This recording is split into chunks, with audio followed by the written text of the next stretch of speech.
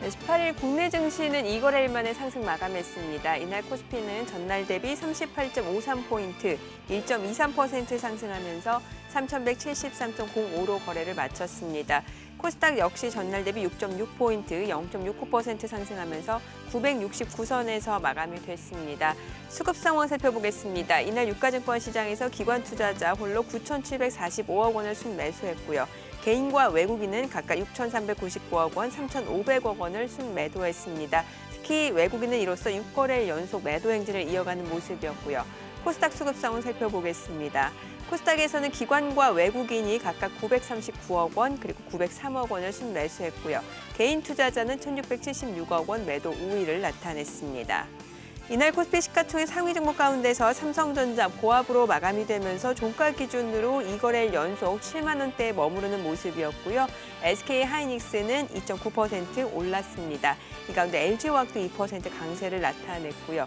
삼성바이오로직스도 2.2% 올랐습니다. 그밖에 카카오도 2% 상승, 네이버도 1.6% 오름세를 나타냈고요. 현대차도 1.7% 올랐습니다. 삼성 SDI, 셀트리온까지도 1% 안팎으로 상승으로 마감이 됐습니다. 업종별로 봤을 때는 철강 금속 섹터가 4.8% 강세를 나타냈고요. 건설업종도 2.7% 올랐습니다. 그밖에 전기가스, 증권, 기기업종도 2% 강세를 나타냈고요. 서비스업, 은행 등이 상승으로 마감이 됐습니다. 반면에 의료정밀, 운수창고 업종이 각각 1.6%, 0.3% 내림세를 나타냈고요. 종이목재 섹터도 하락으로 마감이 됐습니다. 이날 코스닥 시가총액 상위 종목 가운데서는 셀트리온작이 1.2% 올랐고요. 셀트리온 헬스케어도 1% 상승으로 마감이 됐습니다.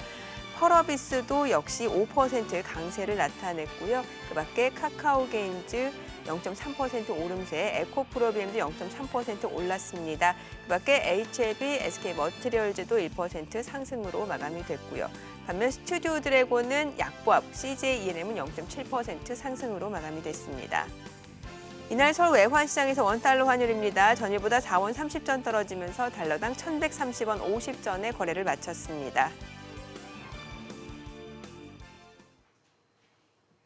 네, 새벽에 마감한 뉴욕 증시 상황 그리고 최근 국내 증시 상황 함께 체크해 보도록 하겠습니다. 본부장님 안녕하세요. 안녕하십니까? 네, 자 뉴욕 3대 지수가 또 하락했습니다. 특히나 뭐 가상 자산입니다. 비트코인이라든지 이더리움 가격이 급락하면서 전반적으로 위험 자산에 대한 투자 심리가 위축되는 모습이었고 또 연준이 테이퍼링을 시사했다라는 점에서도 시장에서는 경계심이 좀 확산되는 것 같아요. 네. 타이밍이 굉장히 지금 중요합니다. 네. 우리가 지금 보면 경기 민감주라고 해서 원자재 가격이 상승을 하고 인플레이션이 나타나고 이에 따라서 경기 민감주에 투자를 늘려야 되는지 아니면 또 기술주에 대한 투자를 어떻게 해야 되는지 여러 가지 의구심이 있는 가운데서 또 가상화폐 시장이 큰 폭락을 보이다 보니까 많은 분들께서 좀 헷갈려 하십니다. 그렇죠. 그렇지만 지금 미국 증시의 어제 흐름, 오늘 아침까지의 흐름을 보면 어느 정도 답이 나왔다라고 저희는 판단하고 있습니다. 지금 다우존스가 0.48%, S&P가 0.29%, 근데 나스닥이 0.03% 하락하면서 마감을 했습니다. 지금 최근에 이 나스닥이 거의 고점에서 바닥까지 8%대 중반까지 하락을 했어요. 그렇지만 어저께 오늘 아침까지의 흐름을 보시면은 지금 양봉을 만들면서 끝나고 있습니다. 네. 이건 무슨 얘기냐면 여태까지 물가 상승률이 굉장히 높아질 것이다라고 예상했기 때문에 금리가 아주 빠르게 올라가고 이렇게 되면 나스닥 관련된 성장주들이 큰 폭의 하락을 할 것이다. 뭐 이런 예상을 하면서 매도를 했었다면 지금 어제 오늘 나타난 현상을 보시면은 원자재 가격들이 큰 폭으로 하락을 하고요. 네. 경기 민감 관련된 부분에 있어서 계속 원자재 가격이 너무 폭등을 하면 테이퍼링이 굉장히 빠르게 되고 여기에 또 금리도 빠르게 올려야 되고 이게 전체적으로 시장이 굉장히 악재로 그렇죠. 나타날 텐데 지금 나타나는 모습은 원자재 가격이 고점을 찍는 모습입니다. 그렇다면 어느 정도 이 인플레이션에 대한 리스크도 좀 많이 축소가 될 거고요. 네. 또 물론 테이퍼링에 대한 얘기는 나오겠지만 과거에도 보시면은 2009년부터 2015년까지 미 연준이 금리를 전혀 건드리지 않았죠. 예. 인플레이션이 4%대까지 상승을 했었지만 그래도 금리를 건드리지 않았었습니다. 아마도 그런 모습이 다시 한번 반복되지 않을까라는 생각이 들고요. 예, 예. 2023년까지는 금리를 건드리지 않을 것이다라는 어떤 시각이 만들어질 가능성도 높다라고 판단하고 있습니다. 그래서 지금 현재 시점에서 우리가 포트폴리오 구성이 굉장히 중요하고 또한 증시에 대한 시각 자체가 중요한데 지금은 경기 침체에서 경기 회복으로 넘어가는 구간에서의 어떤 변동성 장세지만 네. 이런 부분이 이제 인식이 확실하게 일어나면 다시 재상승하는 시기가 될 거다 생각이 들고 따라서 어떤 종목과 업종들이 주도주가 될지를 판단해야 되는 그런 타이밍이다라고 말씀드리겠습니다. 자, 그런데 문제는 지금 인플레이션 공포가 다시 시장을 좀 짓누르고 있는 것 같습니다. 실제로 그 FOMC 그 정례회의 의사록을 보게 되면은 처음으로 연준이 테이퍼링을 검토할 수도 있다, 이 가능성을 시사했다라는 점이 분명히 의미가 있어 보이거든요. 네. 사실 지난 4월달 인플레이션 숫자는 쇼킹이었죠. 네. 그 숫자를 다시 한번 보시면은 작년 동기 대비해서 4.2%나 급등을 했고요. 또 근원 인플레이션, 그러니까 음식료와 유가를 뺀 근원 인플레이션을 보면 3%나 급등을 했습니다. 또 전달 대비로 계산해 보면 0.8%나 증가를 했기 때문에 예상치보다 훨씬 높은 0.2% 예상치보다 거의 4배 수준의 숫자가 나온 거죠. 네. 그러다 보니까 굉장히 어떻게 보면 패닉을 했다. 그렇죠. 근데 이제 우리가 인플레이션을 얘기할 때 두 가지 요소를 가장 얘기를 많이 하죠. 가장 중요한 부분이 코스트 푸시 인플레이션이라고 해서 비용의 증가, 원자재 가격의 상승에 따른 그다음에 또 디맨드 풀 인플레이션이라고 해서 수요가 늘어나는 그런 부분이 있습니다. 그래서 지금 현재 지난 4월 달 나왔던 숫자를 놓고 보면 어쨌든 작년 4월이 정말 안 좋았잖아요. 그렇죠. 코로나19 때문에 그렇죠. 그러다 보니까 이제 인플레이션 기저 효과라고 해서 그런 부분이 굉장히 큽니다. 또 이 인플레이션 부분을 좀 나눠 보면은 0.8% 증가했다고 얘기했잖아요. 네. 그 중에서 왼쪽이 보면 이게 일시적인 인플레이션이고요. 오른쪽이 장기적인 요소입니다. 장기적인 요소만 놓고 보면은 0.3% 정도니까 실제 예상치보다는 약간 높은 정도. 그래서 인플레이션이 없다는 얘기가 아니고요. 인플레이션이 있기는 한데 어느 정도 조금 높은 거지 아주 높은 거다라고 생각하지 말자라는 부분이 이 일시적인 인플레이션 부분 때문에 그렇습니다. 네, 일시적인 인플레이션이라고 하는 것은 이 중고차 또, 예. 네. 그리고 또 새로 다시 이제 여태까지 문을 닫아 있다가 네. 이제 코로나19가 지나가니까 다시 재오프닝을 하는 그런 산업들에서 나오는 인플레이션이다라는 거죠.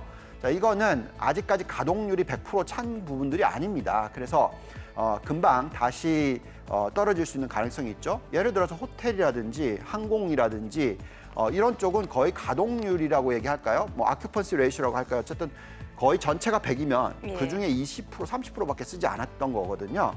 그러다 보니까 워낙 현금 흐름이 안 좋았었기 때문에 그것을 좀 커버를 하려면 예, 가격을 올려야 되겠죠. 그래서 나타났던 현상이고요.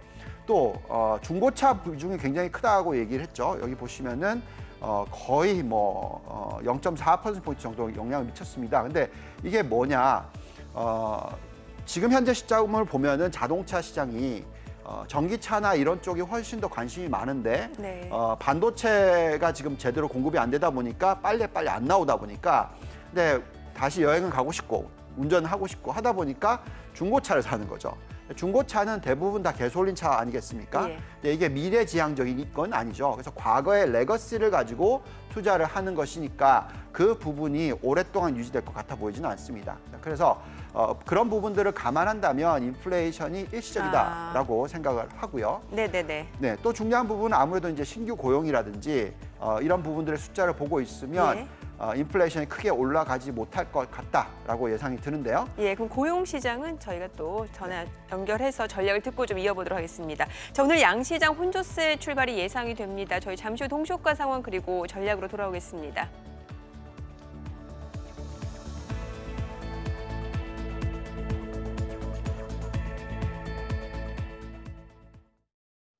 그럼 전문가 연결해서 개장 전 3분 전략 세워보겠습니다. 알파투자 안병수 수석 전화로 연결돼 있습니다. 수석님 안녕하십니까? 네, 안녕하세요. 네, 간밤 뉴욕 증시는 비트코인 같은 가상자산 가격이 급락하고 또 테이퍼링 우려가 불거지면서 3대 지수 일제히 하락 마감했습니다. 최근 변동성이 커진 우리 시장에도 악영향을 미치진 않을까 우려스러운 상황인데요. 수석님께서는 오늘장 흐름 어떻게 전망하시나요? 네, 우선 어제 FOMC 의사록 공개 이슈가 있었습니다. 연준에서 처음으로 자산 매입 축소 테이퍼링 가능성이 논의가 되면서 뉴욕 증시가 한번 출렁이는 모습을 보여줬는데 18일 국내 증시는 기관의 1조 원가량 순매수세 덕분에 1% 이상 상승을 해주면서 반등에 성공해줬습니다. 기관이 1조 원가량 넘는 금액을 순매수한 것은 2월 25일 이후에 약 3개월 만에 최대 규모인데 즉 이제는 외국인이나 기관들도 차익 실현 물량은 어느 정도 나왔다고 봐도 될 것 같고 인플레이션 우려에 대한 부분 때문에 조기 테이퍼링 가능성을 두고 글로벌 투심이 조금 저하되어 있긴 하지만 앞으로 외국인과 기관에서도 적극적인 저가 매수세가 다시 들어오지 않을까 전망을 하고 있습니다. 다만 연준에서 테이퍼링 논의에 대한 이슈가 지속적으로 나온다면 조금 더 조정폭이 깊어질 수 있다는 점은 참고하시면 되겠습니다. 네, 수석님, 국내 증시에선 한미 정상회담을 앞두고 투자자들의 기대가 커지고 있습니다. 이번 회담이 시장 분위기를 반전시킬 전환점이 될 수 있을지 주목을 하고 있는데요. 이런 가운데 오늘장에서 관심 가져볼 업종은 어떤 게 있을까요? 네, 먼저 17일에 있었던 이슈이긴 한데 오세훈 서울시장이 2025년까지 재건축 재개발 신규 인허가를 통해서 24만 가구를 공급하겠다고 했었습니다. 이는 서울시장 후보 시절에 공약했던 연간 4만 8천 가구를 공급해서 내년에 재선까지 생각하면서 5년을 상정해 2025년까지 총 24만 가구를 공급한다는 목표를 그대로 이행하고 있는 건데 서울 시내에 490개 가량의 재건축 재개발 단지가 있으며 90%가 넘는 단지들은 원래 계획대로 순항 중에 있다고 합니다. 또한 서울 공공재개발 사업으로 나오는 주택은 전체 물량의 20%를 의무 배정하기로 하면서 앞으로 기존 세대의 1.6배까지 건립할 수 있게 되었는데 이에 따라서 리모델링 관련 기업들 꾸준한 모멘텀이 생긴 만큼 체크해 보시는 게 좋겠고 네. 또 내일 식약처에서 모더나의 코로나19 백신이 최종점검위원회를 열어 최종 허가 여부에 대한 결론을 내놓을 예정입니다. 10일 검증자문단 회의와 13일 중앙약심에서는 이미 유효성과 안전성에 대한 논의를 거치면서 품목 허가가 가능하다는 결론을 내렸기 때문에 최종 허가 또한 무난하게 통과될 것으로 전망을 하고 있고요. 최근 미국 바이든 정부가 아스트라제네카에 이어서 글로벌 코로나19 백신 육통사인 화이자나 모더나 또 존슨앤존슨 등이 이제 개발한 백신을 해외에 공급하겠다고 발표를 하면서 백신 관련주들 또한 수급이 몰릴 수가 있기 때문에 앞서 말씀드린 이제 리모델링 관련주와 모더나 관련주 같이 체크해 보시면 좋을 것 같습니다. 네, 수석님 그러면 마지막으로 오늘장 대응 전략까지 말씀해 주시죠. 네, 최근에 미국 4월 소비자 물가 지수가 이제 급등하는 바람에 과도한 인플레이션 우려에 대한 부분이 부각되고 있었는데 경협적으로 지난 20년 동안 인플레이션 국면에서 뉴욕 증시는 오히려 상승했었습니다. 이전에 이제 금융위기 때도 인플레이션 우려 이슈가 지금처럼 많이 나왔지만 결국 이제 S&P 500 지수는 우상에 했던 것처럼 크게 걱정은 하지 않으셔도 되겠고 사실 경기 회복이 되고 수요가 늘어나면 인플레이션은 자연스러운 현상이라고 볼 수 있습니다. 에너지나 소비재 등등은 인플레이션에서 판매 가격을 이제 높일 수밖에 없겠죠. 기업들은 성장을 위해서 자연스러운 현상이라고 보시면 될 것 같고 이는 당연히 기업 실적에도 반영이 되기 때문에 결과적으로는 이제 우상향할 것이다 라는 점은 꼭 인지를 하셨으면 좋겠고요. 지금은 개별 종목을 먼저 보기보다는 경기 상황을 먼저 본 다음 그다음 이제 유망한 업종을 보고 그 다음으로 종목을 선정하는 탑다운 방식의 분석을 통해서 매매를 하시는 것이 좋겠다고 말씀을 드리고 싶습니다. 네, 알겠습니다. 말씀 잘 들었습니다. 안병수 수석이었습니다. 지금까지 개장 전 3분 전략 세워봤습니다. 네, 지금 시각 8시 50분 지나가고 있습니다. 오늘 양시장 예상 체결 지수부터 확인해 보도록 하죠. 먼저 코스피입니다. 오늘 강보합 출발 예상이 되면서 3,177포인트 출발 예상이 되고요. 코스닥 약보합 출발 예상됩니다. 969포인트로 기록이 되고 있습니다. 시가총액 상위 종목 예상 체결가 보겠습니다. 삼성전자 지난 화요일에도 보합으로 마감이 되면서 여전히 7만 원 선에 머물러 있는데요. 오늘장 약보합 출발 예상되면서 예상 체결가 79,500원으로 나타나고 있고요. SK 하이닉스 포러비스는 강보합 출발 예상이 됩니다. 예상 체결가 11만 1,500원. 이 가운데 LG와 강세가 예상이 됩니다. 5%대의 강세 예상이 되면서 예상 체결가 92만 7천 원으로 나타나고 있고요. 삼성 바이오로직스 소폭 올라갈 걸로 보입니다. 예상 체결가 89만 5천 원입니다. 자, 이 가운데 오늘 장에서 SK 바이오사이언스가 또 2% 강세가 예상이 되고 있고요. 현대모비스도 2% 오름세 예상이 됩니다. 현대모비스 예상 체결가 28만 5천 원으로 나타나고 있고요. 셀트리온도 2% 강세가 예상이 됩니다. 그리고 네이버, 카카오도 역시 네이버는 상승 출발 예상이 되고 있고요. 카카오는 보합 출발 예상되면서 예상 체결가 11만 3천 원으로 나타나고 있습니다. 오늘은 종목별 장세가 이어질 걸로 예상이 되고 있고요. 코스닥 시가총액 상위 종목 예상 체결가도 보겠습니다. 셀트리온 헬스케어가 2.5% 강세가 예상이 되면서 예상 체결가 11만 8,500원이고 셀트리온 제약은 강보합 예상이 됩니다. 예상 체결가 13만 4,300원이죠. 이 가운데 시젠 2% 약세 예상되면서 예상 체결가 7만 8,500원으로 나타나고 있고요. 펄어비스는 보합 출발 예상됩니다. 카카오게임즈 소폭 올라갈 걸로 보이네요. 예상 체결가 5만 1,000원으로 기록이 되고 있고요. HLB가 2.6% 하락 출발 예상되면서 예상 체결가 3만 1,700원입니다. 이 가운데 에코프로비엠은 2%또 강세가 예상이 됩니다. 예상 체결가 17만 3,600원으로 나타나고 있고요. SK머티리얼즈도 소폭 올라갈 걸로 보입니다. CJ ENM도 강보합 예상이 되면서 예상 체결가 15만 2,000원으로 나타나고 있습니다. 자, 이제 개장까지 7분가량 남았는데요. 다시 한번 여러 가지 또 변수들을 좀 정리해 보도록 하죠. 앞서서 저희가 이제 인플레이션에 대해서는 어떤 이유 때문에 지금 인플레이션 우려가 나오는지 짚어봤고 또 고용 상황에 대해서도 말씀을 주셨잖아요. 고용 시장 회복은 아직까지는 굉장히 더딘 걸로 보이거든요. 네. 이 부분이 굉장히 중요합니다. 예. 왜냐하면 만약에 계속 원자재 가격이 급등을 하고 인플레이션이 굉장히 크게 치고 올라갈 거라고 예상을 한다면 결국 이 부분이 기업들의 영업 마진율을 축소시키고 그렇죠. 또 거품을 만드는 것이기 때문에 결국 시장이 부러질 수도 있다. 이런 걱정이 되는데 다행스럽게도 지금 아까 말씀드렸지만 원자재 가격이 고점을 찍는 것 같고 또 신규적으로 어떤 인플레이션을 자극시킬 만한 요소들이 그렇게 높지 않아 보이기 때문에 다행인데요. 우선 가장 중요한 부분은 이 실수요를 만들어내는 고용 쪽입니다.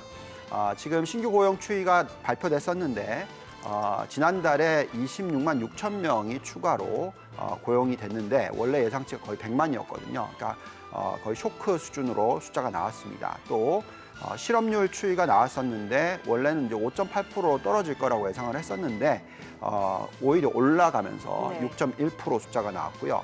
물론 일부는 이런 얘기를 합니다. 뭐 추가 실업급여가 있기 때문에 9월 달까지 직장이 있어도 네. 일을 안 한다. 뭐 이렇게 얘기를 하지만 제가 볼 때는 이 구조적인 변화가 너무 크게 일어나고 있어서 예. 실질적으로 구직 수는 많은데 거기에 딱 맞는 사람들이 없다 보니까 그래서 오히려 부인난도 겪고 있는 상황이잖아요. 그렇죠. 그래서 보시면은 이 실업 청구권자 수 자체도 보시면 과거 코로나가 터지기 전에 숫자가 일주일 평균이 21만 명 정도 됐었어요. 많이 내려오긴 했습니다. 그렇지만 아직까지도 지금 그거의 2배 이상 수준이라는 거죠. 그래서 아직까지 이 실업 청구권자 수가 완전히 회복한 게 아니다라고 말씀을 드리겠고 예.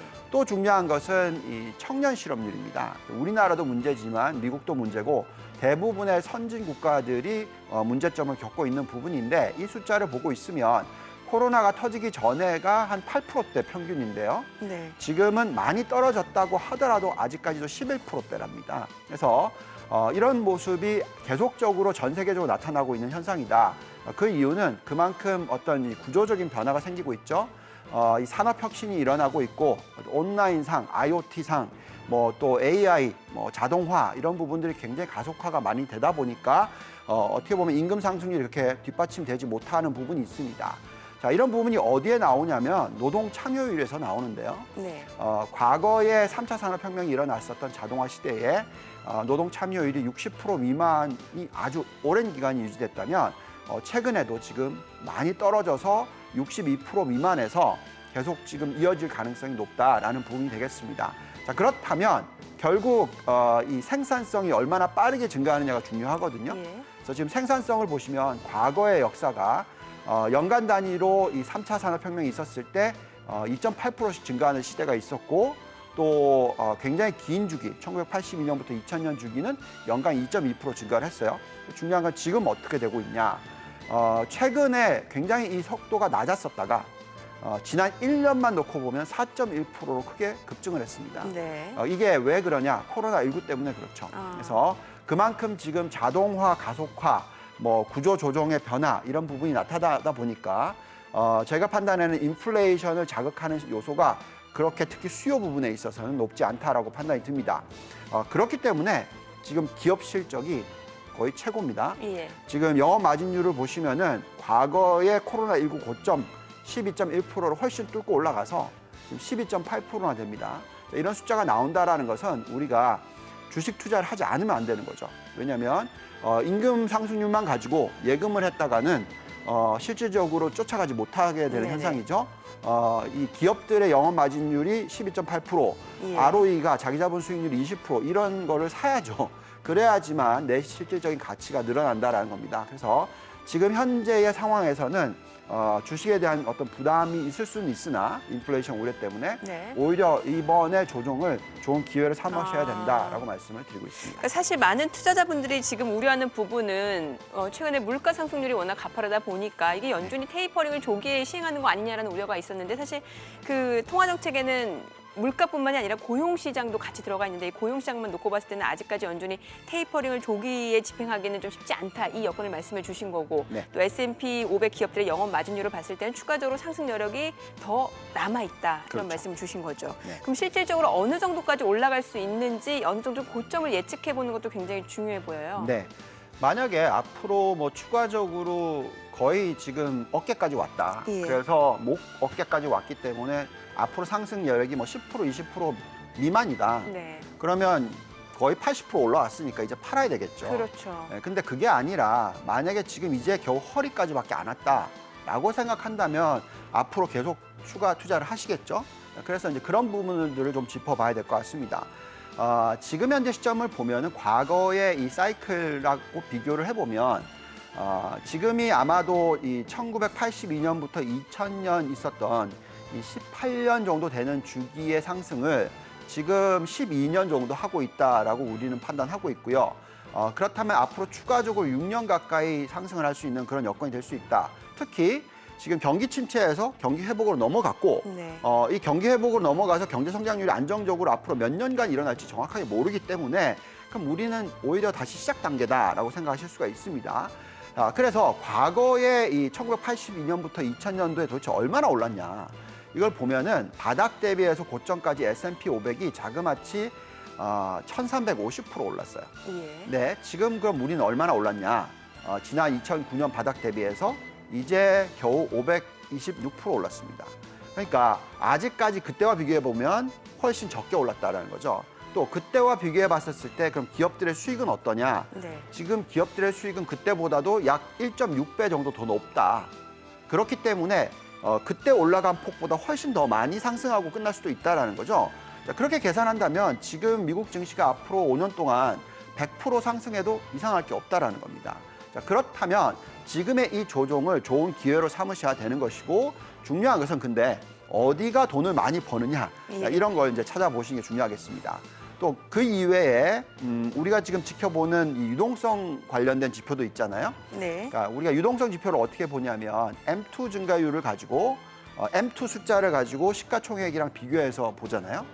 그 숫자로 계산해 봤더니 어떤 숫자가 나오냐면 네. 지금 현재 이 추가적인 상승 여력이 적게는 한 20%, 많게는 한 37% 정도 나옵니다. 36% 정도 나옵니다.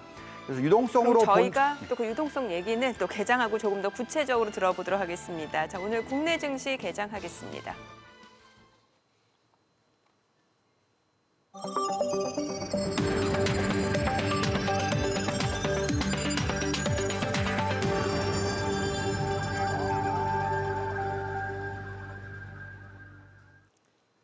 네, 5월 20일 목요일 개장이 됐습니다. 어제 국내 증시 석가탄신일로 휴장이었고요. 또 새벽에 마감한 뉴욕 증시 3대 지수는 모두 떨어졌습니다. 일단은 비트코인이라든지 이더리움, 이 가상자산 시장의 폭락으로 인해서 위험자산에 대한 투자 심리가 많이 위축되는 모습이었습니다. 여기에다가 4월 FOMC 의사록 정례회의에서 또 테이퍼링 시사됐다라는 점에서 투자자들 불안감이 더 커지고 있는데요. 오늘 양시장 출발 지수 보겠습니다.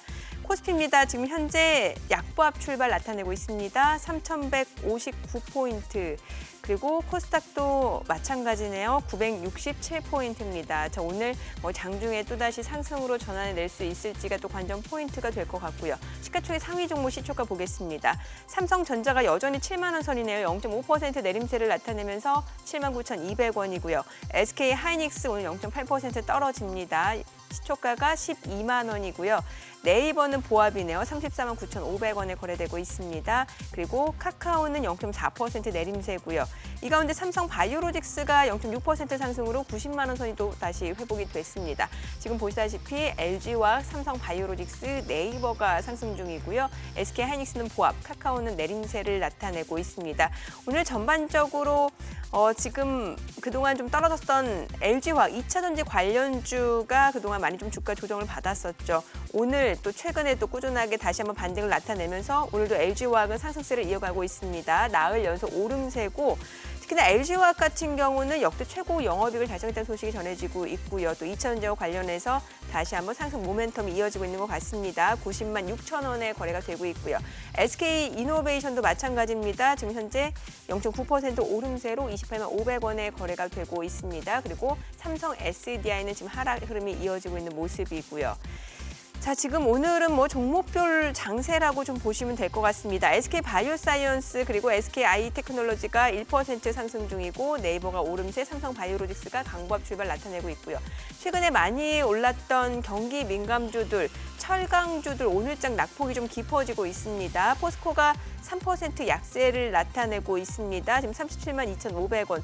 원자재 가격 상승세가 좀 주춤해지고 있는 모습이고요. 이 가운데 철강주, 해운주, 조선주 모두 내림세입니다. 현대제철도 3% 내림세로 55,600원이고 동국제강도 4% 하락입니다. 24,150원이고요. KG 동부제철도 4% 약세 흐름 이어지고 있습니다. 뿐만 아니라 조선주도 역시 내림세입니다. 한국조선해양, 현대미포조선, 삼성중공업, 대우조선해양까지도 모두 1%에서 2% 약세 흐름 이어지고 있는 모습이고요. 오늘은 2차전지 관련주 흐름 좋습니다. 자, 코스닥 시가총액 상위 종목 시초가도 보겠습니다. 셀트리온헬스케어가 강보합권이죠. 11만 5,800원에 거래되고 있고요. 셀트리온 제약은 0.3% 올라갑니다. 나흘 연속 상승 중이고 지금 13만 4,900원이죠. CGN이 4% 약세네요. 7만 6,900원이고요. 펄어비스도 지금 1% 하락입니다. 58,200원. 그리고 에코프로비엠 역시 2차 전지 관련주죠. 1.6% 상승 중이네요. 17만 1,900원에 거래되고 있습니다. 그 밖에 SK 머티리얼즈도 0.7% 올라가고요. 제넥신이 2% 강세 흐름 이어지고 있습니다. 역시 코스닥 시장에서도 종목별 장세가 이어지고 있다라고 좀 보시면 될 것 같습니다. 수급 상황도 확인을 해보도록 하겠습니다. 오늘 유가증권 시장에서는 개인 투자자와 외국인 투자자가 순매수를 보여주고 있습니다. 각각 820억 원, 99억 원 매수 우위고요. 기관은 지금 금융투자 연기금을 중심으로 물량 나오고 있습니다. 936억 원 매도 우위를 나타내고 있습니다. 업종별 수급을 봤을 때 오늘 기관은 전기전자에서 집중적으로 물량을 내놓고 있고요. 화학 섹터에서도 물량을 내놓고 있고요. 반면에 외국인은 전기전자와 화학에서 순매수를 보여주고 있습니다. 개인도 마찬가지로 전기전자, 화학에서 순매수를 보여주고 있는데 지금 보시다시피 화학 섹터가 좀 강세를 나타내고 있는데 지금 화학 섹터에서 강세를 보여주고 있는 이유는 앞서 보셨다시피 LG화학이 또 많이 올라가고 있고요. 그 밖에 OCI라든지 아니면은 덕성, 태경산업 이런 화학 섹터의 강세가 이어지면서 화학주의 상승을 좀 이끌고 있다라고 보시면 될 것 같습니다. 코스닥 수급도 확인해 보겠습니다. 코스닥에서는 개인 투자자로 순매수를 보여주고 있습니다. 292억 원 매수 우위를 나타내고 있고요. 외국인과 기관은 각각 41억 원 그리고 225억 원 매도 우위를 나타내고 있습니다. 지금 시각 9시 5분 향해 가고 있습니다. 환율도 체크해 볼게요. 오늘 외환시장 개장 상황입니다. 달러원 환율은 2원 상승하면서 1,132원 50전에 개장이 됐습니다. 본부장님 앞서 저희가 유동성으로 어느 정도 상승 여력이 남았는지 체크해봤는데 그 이야기를 조금 더 이어가 볼게요. 네.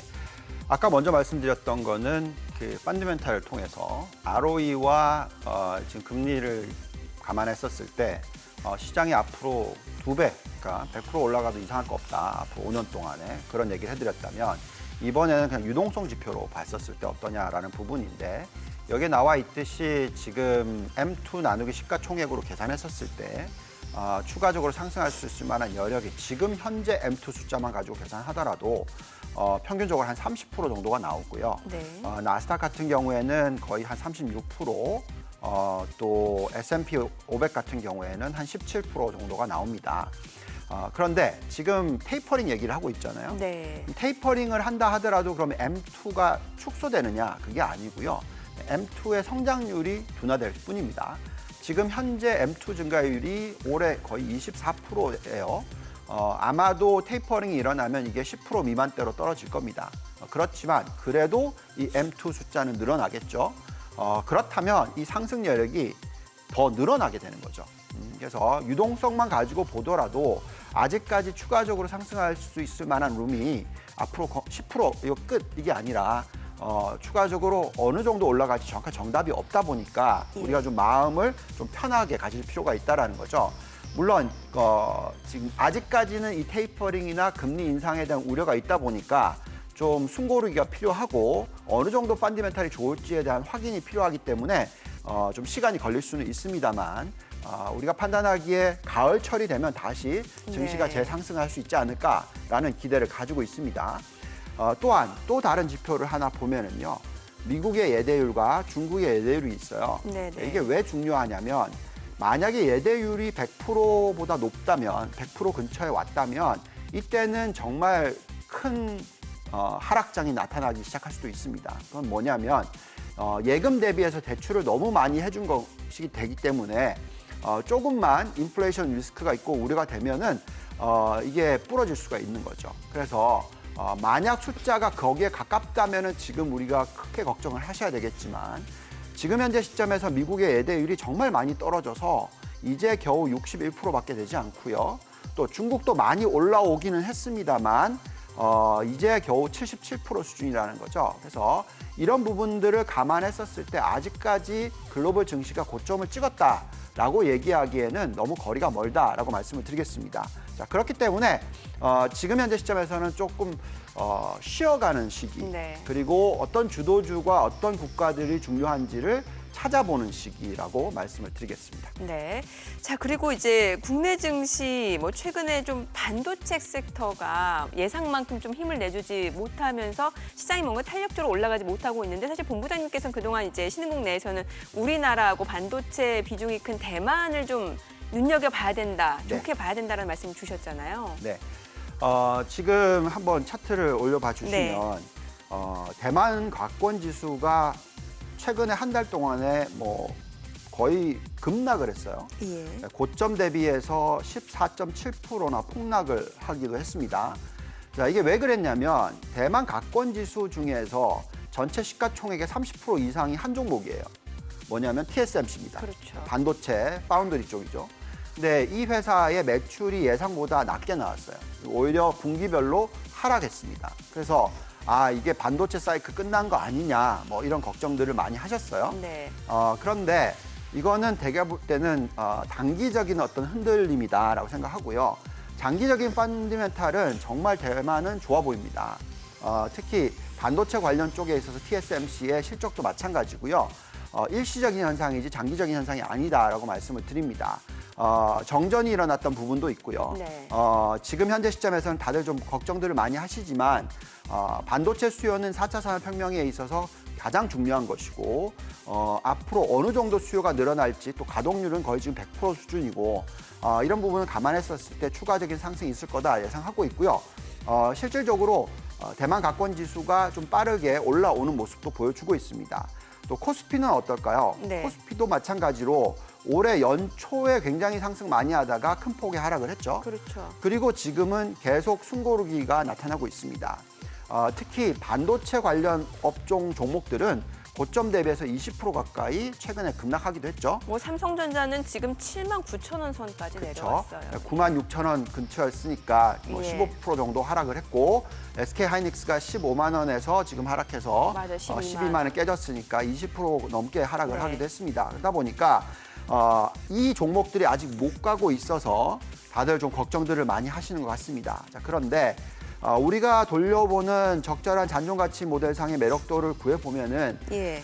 코스피 같은 경우에 적정 가치가 한 3,700포인트 이상이 나오고요. 아, 적정 가치. 네, 예. 물론 이거는 이제 이 가격에 도달한다기보다는 그만큼 저평가되어 있다라고 말씀을 네, 드리겠고, 또 베스트 케이스까지 계산해 보면 4,200포인트가 넘습니다. 아. 자, 이런 것이 왜 나타나냐면 지금 현재의 코스피의 밸류에이션을 보시면은 올해 P 멀티플이 12.5배 정도밖에 안 되고요. 예. 이익 증가율이 작년에 13%나 늘었는데 올해는 54%나 늘 거다라고 예상이 되고 아, 있습니다. 기업들 이익이 더 늘어난다라는 그렇죠. 거네요.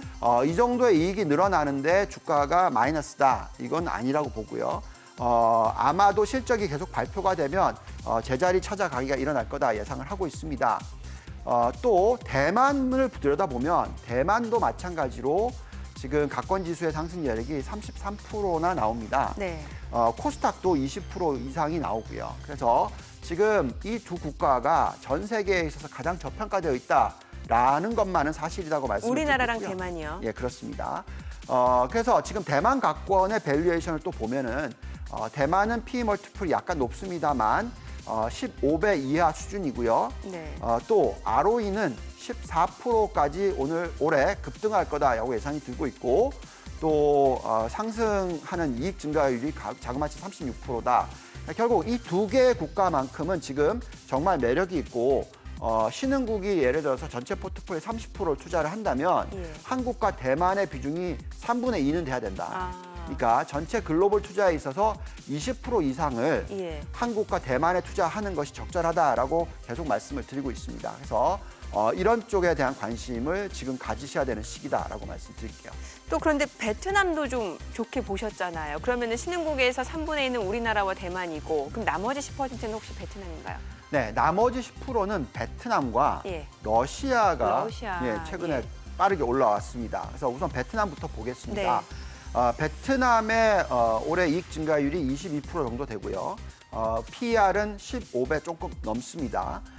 근데 중요한 것은 이 자기자본 이익률이라고 해서 ROE가 지금 세계 국가 중에서 가장 높이 올라갈 거로 예상이 되고 있어요. 예. 16%, 17% 이런 수준이고요. 제가 돌려보는 잔존가치 모델상의 매력도는 27% 정도 됩니다. 근데 이게 왜 중요하냐면 베트남 주가를 한번 볼게요. 호치민 지수가 어떻게 됐었냐면 올해 먼저 큰 폭의 폭락이 있었어요.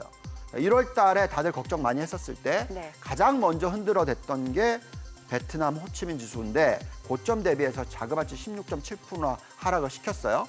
근데 계속 말씀을 드리지만 펀디멘탈이 중요하다.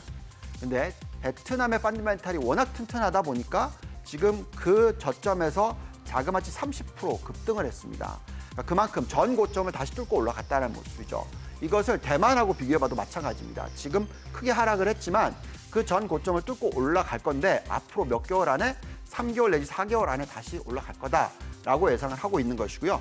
한국도 마찬가지로 한국의 고점이 3,266포인트였으니까 이 고점을 다시 뚫고 올라가는 것은 올해 안에 일어날 거다라고 예상을 하고 있고, 그렇게 투자를 하는 게 중요합니다. 근데 재밌는 모습은 러시아인데요. 예. 러시아는 사실 올해 굉장히 많이 하락을 했어요. 근데 유가를 놓고 보시면은 작년에 거의 유가가 100% 올랐고 올해 또 30% 급등을 했지 않습니까? 그만큼 올라갔기 때문에 러시아는 이 미섹스 지수도 그렇고 예. RTSI 지수도 그렇고 전체 지수의 70% 가까이가 유가 관련주들입니다. 그러다 보니까 지금 이익 증가율이 정말 놀라울 정도입니다. 올해 86%나 이익이 증가한다라고 나오고요. 네. PER은 7배 수준이다라고 나오고 ROE는 12%대까지 다시 큰 폭으로 상승할 거다라고 나오고 있습니다. 그래서 이런 모습을 볼 때 러시아의 매력도도 크게 올라왔고요. 예. 그래서 전체 신흥국 시장에 30%를 투자를 한다면 한국과 대만의 20%, 나머지 10%를 베트남과 러시아에 투자하는 게 적절할 것 같다라고 생각이 들고요. 그러면 이 러시아나 베트남 같은 경우는 사실 일반 투자자 입장에서는 접근하기 쉽지 않으니까 뭔가 대표적인 ETF 상품으로 접근해 보면 좋을 것 같은데 좀 추려주세요. 네. 우리가 지금 미국은 되게 쉽게 투자를 하고 있지 않습니까? 예. 그래서 보통 미국 투자하는 ETF들을 많이 투자를 하시거든요. 그러면 이제 그 미국에 있는 돈을 가지고 예. 이 달러 자산을 가지고 미국에 상장돼 있는 ETF를 투자를 하시면 돼요.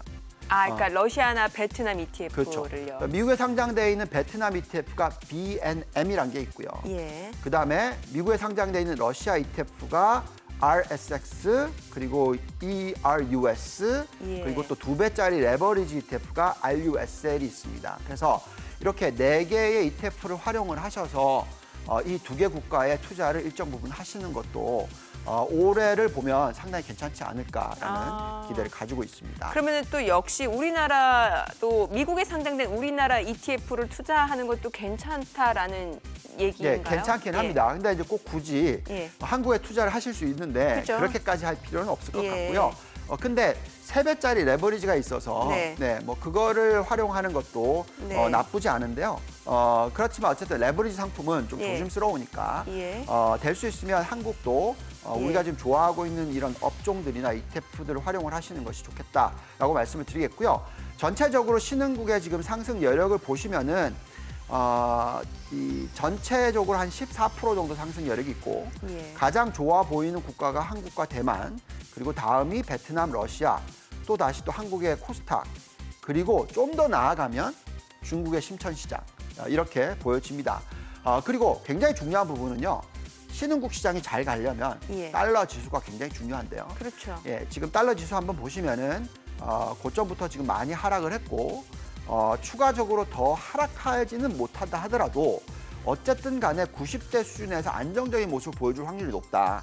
자, 이렇다면 지금 유동성 중에서 일정 부분이 신흥국 시장, 특히 한국, 대만, 베트남, 러시아 쪽으로 흘러 들어갈 가능성이 높다라고 생각하고 있고요. 그렇기 때문에 신흥국 투자와 이런 4개 국가의 투자는 적절히 하시는 것이 좋겠다라고 말씀드리겠습니다. 네. 자, 그럼에도 불구하고 전체 포트폴리오 상에서 여전히 큰 비중을 차지하는 건 선진국이잖아요. 70%. 그럼 선진국 내에서도 어떤 식으로 좀 선택과 집중이 필요한지도 좀 알려주세요. 네. 자, 선진국 굉장히 중요한데요. 선진국 중에서도 계속 우리가 들여다보면 예. 이 나스닥이라는 대표적인 성장 관련된 쪽 그리고 또 다우는 여태까지 굉장히 좀 퍼포먼스가 안 좋았죠. 네네. 가치주들이 좀 많이 포함이 돼 있습니다. 그래서 가치주도 올라와요. 그래서 지금 선진국 중에서 가장 매력이 높다라는 세계 지수가 나스닥 100, 나스닥 다우존스입니다. 그래서 미국의 투자 비중이 전체 글로벌 투자 비중의 60%는 유지하셔야 된다고 말씀드리고 있고 또 성장과 가치를 잘 분산해야 되는데 우리는 성장 7, 가치 3 이렇게 7대3 전략을 계속 얘기해드리고 있고요. 지금 나스닥의 매력도가 이게 끝난 게 아니라 지금 나스닥의 지금 ROE는 자그마치 23%입니다. 아무리 금리가 2.5%까지 올라간다 하더라도 그만큼 이익을 많이 벌어들이는 기업들이 많기 때문에 우리는 이런 선진국 투자가 중요하다 말씀을 드리겠고요. 또한 다른 선진국으로 놓고 보면은 어떤 국가들이 올라오냐면 스위스, 네. 독일, 스웨덴 그리고 또 좀 더 나아가면 영국까지도 올라옵니다. 그래서 지금 글로벌 투자의 약 한 10% 정도는 유럽 쪽에 투자하시는 거 좋고 미국 비중을 60%, 그다음에 다른 선진국인 유럽 쪽을 10% 이렇게 해서 선진국 전체 투자 포트폴리오 70% 가져가는 전략이 적절하다 말씀드리고 있습니다. 네. 자, 그러면 이제 마지막으로 저희가 또 가상자산에 대해서 좀 여쭤봐야 될 것 같은데 네. 지금 이제 간밤 비트코인이 뭐 4만 달러도 붕괴가 되면서 3만 8천 선까지 내려갔다가 뭐 또다시 좀 올라가고는 있긴 한데 여전히 뭐 캐시우드 같은 경우는 비트코인이 50만 달러 갈 거다 이렇게 전망을 하고 있고 50만 달러. 예, 그리고 뭐 앨런 머스크도 사실은 지금 트윗에 올렸는데 다이아몬드하고 자기는 손을 갖고 있다고 했는데 이거를 이제 CNBC 쪽에서는 이제 비트코인을 여전히 보유하고 있다 이렇게 해석을 하더라고요. 예. 우리가 지금 저는 어떻게 이걸 보냐면요. 예. 그 가상화폐가 기존의 디지털 화폐, 그러니까 지금 현재 달러인데 달러 디지털 화폐가 나올 거고 중국도 위안화 디지털 화폐가 나오겠죠. 이걸 대체할 수는 없다라고 생각합니다. 왜? 그건 정부가 네. 그렇게 안 놔두겠죠. 이미 중국에서는 규제를 얘기했어요. 예, 얘기했죠. 미국도 마찬가지로 가상화폐 시장을 아예 없애겠다 이게 아니라 기존의 화폐를 대체할 수는 없어요. 왜냐하면 그렇게 되면 중앙은행이 필요가 없기 때문에 그거는 어떻게 보면 나라가 붕괴된다라는 얘기거든요. 그래서 지금 우리나라에서 이제 가상자산으로 이제 명명을 하게 되잖아요. 그렇죠. 예. 그래서 그럼 무슨 얘기냐? 과거에도 대체 자산이라는 건 있었어요. 화폐가 있었지만 네. 금을 많이 투자를 하셨죠. 왜냐하면 금은 어떻게 보면 좀 대체 자산으로서 들고 가실 그런 가능성이 있는 거죠. 왜? 만약에 돈을 막 찍어내 버리면 예. 옛날에도 돈을 막 찍으면은 인플레이션이 일어나고 화폐 가치가 떨어지고 예. 그렇기 때문에 일정 부분의 어떤 대처하는 자산이 필요한데 그게 금이었다라는 거죠. 예. 근데 최근에 들어서는 그 금을 대처하는 것이 가상화폐였다라는 겁니다. 자, 그래서 금 시장의 규모 자체가 지금 12조 달러가 넘어요. 예. 근데 가상화폐 시장이 1조 달러에서 올해만 들어서 2.5조 달러까지 갔었거든요. 와. 그리고 지금 다시 하락해서 이제 2조 달러가 깨져 내려왔습니다. 예. 자, 그럼 무슨 얘기냐면 전체 이 두 개를 다 더했을 때 총 규모가 한 14조 달러라고 예상을 하신다면 네. 그 14조 달러가 M2 증가율 말고 M1 증가율, 그러니까 이건 돈을 찍어내는 건데 그 증가율 수준만큼 늘어날 수 있다. 왜냐하면 화폐 가치가 떨어지니까 그걸 대체해야 되니까. 네. 그래서 지금 M1 증가율을 계산해 봤더니 미국이 평균적으로 한 18% 정도 나와요. 그러면 이 대체 자산의 규모가 예. 연간 단위로 그 정도로 늘어날 수 있어야 된다. 예. 근데 가상화폐 시장이 네. 1.5조나 올라가 버렸잖아요. 너무 많이 예. 올랐다. 근데 그 20% 올라간 걸 다 그쪽으로 몰렸던 거죠. 예. 그러니까 지금 조정을 받고 네. 금이 올라가니까 이쪽은 또 조정을 받고. 그렇지만 전체 지금 이 14조 달러가 10% 정도 늘어난다. 네. 뭐 앞으로 15조 5천억까지 간다. 5천억 달러까지 간다. 뭐 충분히 그 가능성은 있죠. 그래서 우리가 말씀드리는 것은 이 시장이 완전히 깨져서 사라질 거다 이런 얘기가 아니라 그러니까 가상자산은 맞다. 가상자산은 맞고 어느 정도 투자할 만한 대체 자산으로서 가치가 있고 예. 그렇지만 금과 비교하면서 투자를 하는 것이 맞지 기존의 화폐 가치를 다 대체할 거다라고 생각하시면서 말씀하셨던 5만 불에서 50만 달러 예, 이거는 이제 예, 뭐 예. 캐시우드가 얘기를 한 거니까요. 그렇죠. 그래서 예. 그런 거는 좀 너무 과하다. 예. 대신에 연간 단위로 두 자릿수 상승은 가능하다. 그렇게 보시면서 투자하는 게 좋겠습니다. 그러니까 뭔가 대체 자산의 성격은 맞고 이제 금하고 시세를 비교해봤을 때 최근의 상승은 너무 가파르다. 이 정도는 좀 리스크가 있으니까 관리가 필요하다. 이렇게 정리를 해볼 수 있겠네요. 알겠습니다. 저희 포트폴리오 전략까지 이야기 들어봤습니다. 본부장님 오늘 말씀 고맙습니다. 잘 들었습니다. 감사합니다. 네, 지금 시각 9시 22분 지나가고 있습니다. 지난 화요일 외국인 순매수 상위 종목 어떤 종목 순매수했는지 보도록 하겠습니다. 지난주 화요일에 외국인이 현대차, 기아, 대우건설, 효성TNC, 삼성엔지니어링 순매수했는데요. 오늘 삼성엔지니어링이 좀 소폭 올라가고요. 그밖에 SKI테크놀로지, 만도, KT, LG화학, 한미약품도 외국인 순매수 상위 종목입니다. 오늘 SKI테크놀로지, LG화학, 한미약품이 올라가네요. 기관 순매수 상위 종목도 보겠습니다. 삼성전자, SK하이닉스, 현대차, 네이버, 셀트리온, 기아입니다. 오늘 SK하이닉스 그리고 네이버가 올라가고요. 그밖에 지금 기아, LG화학, 포스코, 삼성 SDI, 카카오도 역시 기관 순매수 상위 종목인데 오늘 LG화학, 카카오가 올라가네요. 지금 시각 9시 23분 지나가고 있습니다. 시장 전체적인 흐름 확인해 볼게요. 코스피가 약보합권입니다. 지금 3,167포인트고 코스닥 강보합권이네요. 970선을 중심으로 흐름 이어지고 있습니다. 오늘 5월 20일 목요일 개장 상황 전해드렸습니다.